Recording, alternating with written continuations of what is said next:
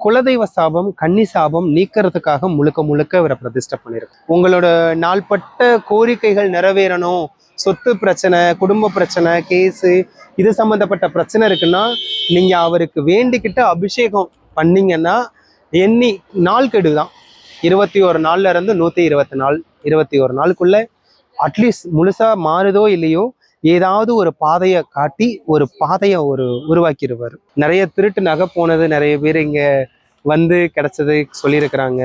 குழந்தை இல்லாம நின்னவங்களுக்கு குழந்தை கொடுத்துருக்குற அப்படி நிறைய விஷயங்கள். வீடு சொத்து பிரச்சனை, இட சம்பந்தப்பட்ட பிரச்சனை, வீடு வாங்கணும் போன இடத்துல ஏமாந்த தடை பிரச்சனை, உத்தரவு கேட்கறதா இருக்கட்டும், நிறைய விஷயங்கள் இங்க கை கொடுக்குது. கருப்பர் பொறுத்த வரைக்கும் நீங்க அவனை அபிஷேகம் செஞ்சீங்கன்னா மனம் குளிர்ந்து நிறைய விஷயங்களை செஞ்சு கொடுப்பாரு.